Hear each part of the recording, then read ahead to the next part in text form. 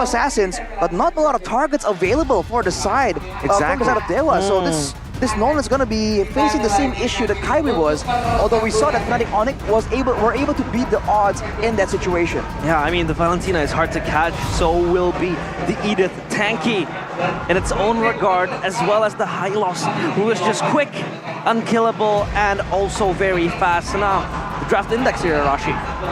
Well, if you look at the draft index, lineup rating, and counter index, both favor the side of EVOS. I feel like they do have the more well-rounded composition. They have an assassin, they can go for big team fights, or they can go for pickoffs as well. So that usually means that they can be a bit more confusing in the Land of Dawn, but we'll have to see for DEWA, man. There are ways that they can use this draft in creative ways as well. Here we go, the gods seeking out to tame the White Tigers. Will their fangs and their claws stay the same, as sharp as ever, or will the gods still reign over them? It is the match number 2 of MPL ID Season 14, DEWA United against EVOS Glory. A whole lot of green, by the way, for DEWA. Almost like they're sending a message. Go green, ladies and gentlemen. Go purify and revitalize, right? 2 purifies and 1 big revitalize for the horseman himself. And it'll be in the XP, by the way. As we see Panzer actually walk up very early on. It might be first blood. Hejume gonna fall. Panzer flickers forward to give the final smack. Well, that came out of nowhere. We weren't ready for that, but Hejume already taken out, already forced to use the Purify as well. What was that about, man? EVOS immediately bit down on that, and now Ray tries his best to try and get the steal. He does, actually. Great combo together with the Terrified Mueza, still able to flicker backwards. Earth Shadow coming down. Hejume respawning and clapping back. Able to find a trade, and that has to be worth it. Now immobilized into the enhanced sight. Ray equalizes the kills on the board. We are back to 2-2. EVOS forces the issue, and this time around, it becomes an issue for themselves. They were overextending their stay, but as we take a look at the emblems here, Arashi, what is something they can pick up with the emblems they pick? Well, this is a Kufra with a Quantum Charge on Panzer, so he wants a bit more of the sustain of the movement speed, more utility-based, so he won't be too concerned with the clearing, with the concussive blast. Well, as for Mueza, being the main frontline here, aside from Sorizo, of course, he just goes in for the permanent tenacity combo.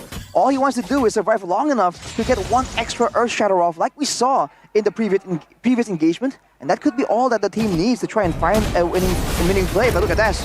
But onward into the Earth Shatter. Panzer can't be moving right now. Got bouncing ball to try to escape. The enhanced chain will knock him up, but it's not going to be enough damage to take him down.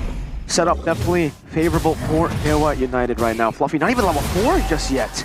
Panzer needs to sprint back because this turtle now on the hands of DEWA United. They hug it close, they hold it tight. The free turtle now for DEWA United. So of course, all things considered, the fact that Hejume had to die early and then there was another kill as well towards Mueza, this is a good equalizer coming in from DEWA United. They're able to tone on the pressure, neutralize all of EVOS' early lead, and Annabelle not yet able to kind of like show his fangs that much. As we take a look at the talent prediction by the new application GoPay, a few DEWAs this time around, much more kind of like favoring DEWA United. More DEWAs on the Indonesian side for sure, but Mirko here, again, it's so early in the season, we have to wait and see, right? Yep. Is it going to be a curse or is it going to be a bless? You never really know when Mirko is involved. It has been blesses so far this year. Well, that doesn't, you never know. But looking at the situation right here, the fact that Ray on the Julian is able to outfarm the Nolan, part of the why the Nolan is just so oppressive and so difficult to deal with is that clear speed as well. And yet, he's still matching up and even able to pick up a kill right here, even though Annabelle was able to do the same at the cost of his own life. So they're keeping up, they're making sure that they do have the goal advantage. From here though, this is where it gets sketchy, right? This is where a team with more experience can kind of get the better of DEWA United. They have to make sure that they set up all of their plays and plan up ahead. It's 30 minutes right now, but they have to plan for minute 4 already to try and figure out how they want to push and how they want to rotate around the map. And more importantly, who do they want to get ahead, right? To carry them in the mid to late game. DEWA has been investing a lot of these members to just drag out the resources and maybe look for a collapse towards EVOS Glory. Doma already has his corrosive Skype, able to just survive the lane and maybe, just maybe, join in the team fight a little bit more early because that item kind of supplements that approach. So, opting for the Revitalize compared to the Vengeance, what raises that choice over there, Rashi? Just wants to get a bit more healing, and usually we've seen this. Usually the Hylos with a revitalized combo with a healing hero, and it's an obscene amount of healing, man. But even solo with the glorious pathway, you still get an extra bit of value from your ultimate, and it's on a relatively short-ish cooldown. So for Sorizo here, he can just be the oppressive frontline and let Moeza be the creative one to just hide in the sides, go for these weird flanks just like this to investigate and maybe find something. Charged up, Towers Bench, now into the Rage as well, to be able to lock them down. Eternal Guard with the Glorious Pathway, but Panzer is gonna be caught in the Glorious Pathway. They've brought all the movement speed he needs to run him down with a blazing duet, and it's a win for DEWA. Panzer again having to bite the bullet. This time around, DEWA. It's so insane how they're able to stitch up and bandage all the injuries that they were able to receive in the first minutes of the game. Hajume back in line as well with that turtle take. They're even inching further as Annabelle and Ray just playing a game of cat and mouse down bottom. Ray is still getting the better of him though. They were able to get the red tree steal there onto the objective, and they're still able to win it out. It's a difference in burst damage, even though in theory for EVOS, they have all the AoE, all the burst damage available from that Vexana. If they land at a big engage with I'm Offended into a Tyrant's Rage, Tyrant's Revenge, into Eternal Guard, that could be disaster for DEWA, but they're able to really find and pick and choose the right moment to really go aggressive here. Now Fluffy, even everybody's really struggling in their own lanes. So for me, DEWA, it really felt like in the draft they just had EVO's Glory's number. Even a Nolan pick, it definitely felt like it was a very forced pick to go for, right? There's no targets here. And Nolan, his strong point, like suit, is his mobility on top of the crazy clear. So the fact that DEWA can actually match that and chase him down with the Glorious Pathway, with all the lockdown here, it's going to be definitely very tough. What? Able to space out, Panzer not able to find the blazing duet now, but now gets caught in the fracture, still Moeza. Popping the Earth Shadow Ray, going for the hash chain.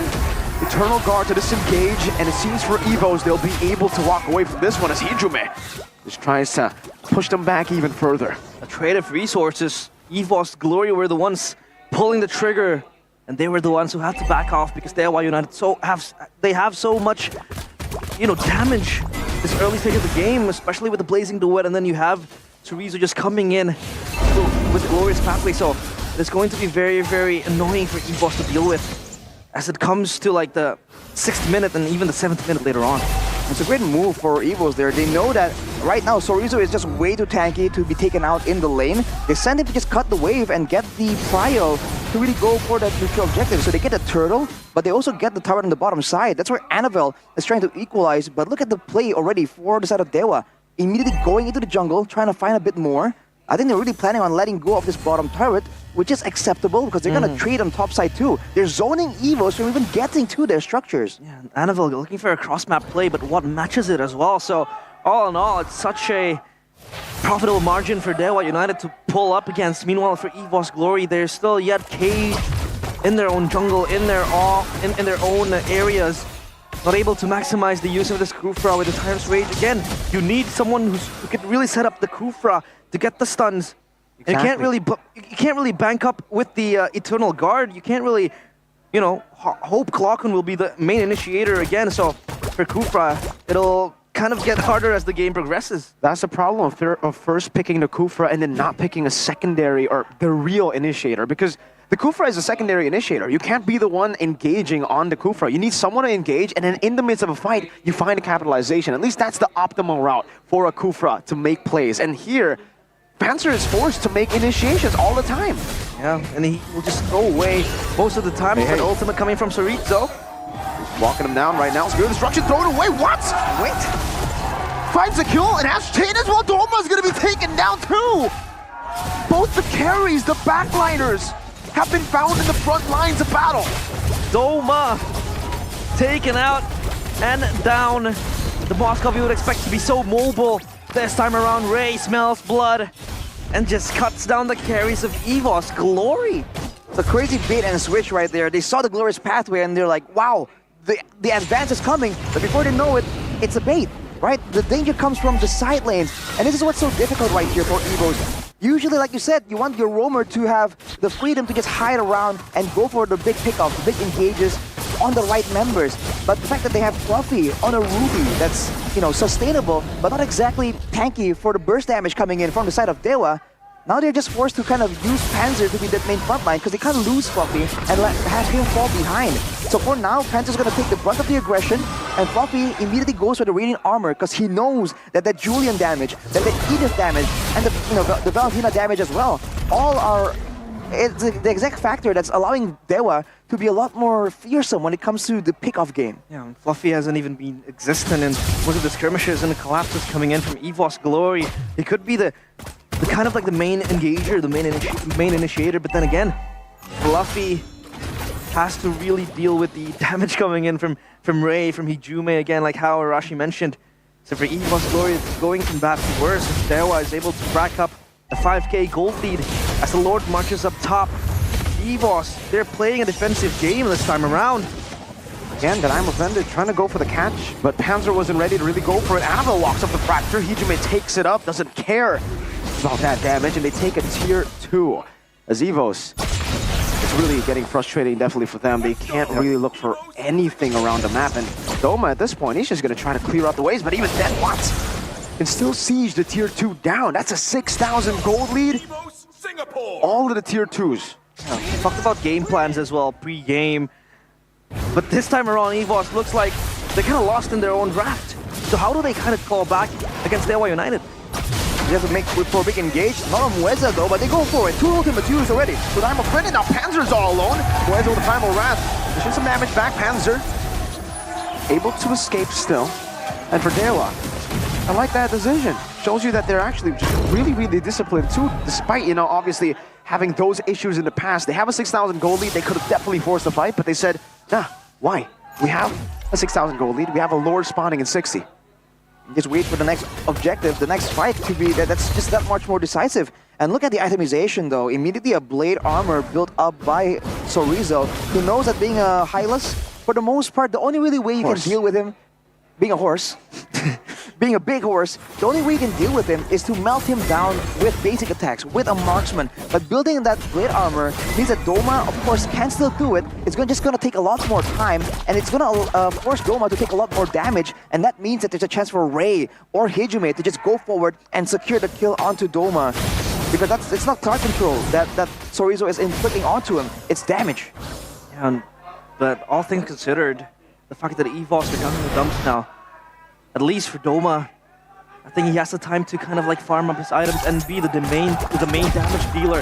When you have Clockton, basically a Lord that spawns in front of you, and then you have Luffy, the main initiator, and then Panzer, the counter engager. Basically, Doma is all protected, but the problem is that you have Hijume that could just come up into your own face, and Ray as well. You saw how he was able to kill and take down Doma this time around. Lord taking Fluffy though. I'm offended, but then returned back by Hijume as I'm offended. Hijume showing the emote as well of his ex-team. This has got to be personal. It's a Spear of Destruction from Doma to try to steal it away. But man, DEWA United are just looking clean. Hijume is on a mission to make a statement that exiling him from the White Tigers pack has been a bad decision, but this time around, game's not done yet. EVOS Glory, I don't know, they're just trying to clear up the wave. At least the good point, or positive point that you can pick up is that the waves are pushing towards EVOS. They can farm these waves, but the pressure coming from DEWA United is just way too huge for them to deal with. They do have high ground technically, and there's still ways for them to really engage in a big fight. So I think DEWA needs to be a bit careful though. Great turn of card into the Earth Shatter, and now Ray just takes him out. Now the waves into it with the Glorious Pathway gets them so much maneuverability. Panzer forced back, enhanced chain. Thunder Clock stood up, Mueza with a flicker forward. Annabelle goes in with a fracture, but Mueza will be taken down. Annabelle finding the kill. Watt now still there with the Wind of Nature. There's no minutes there. And Doma's still going to be hitting down. It doesn't even matter. DEWA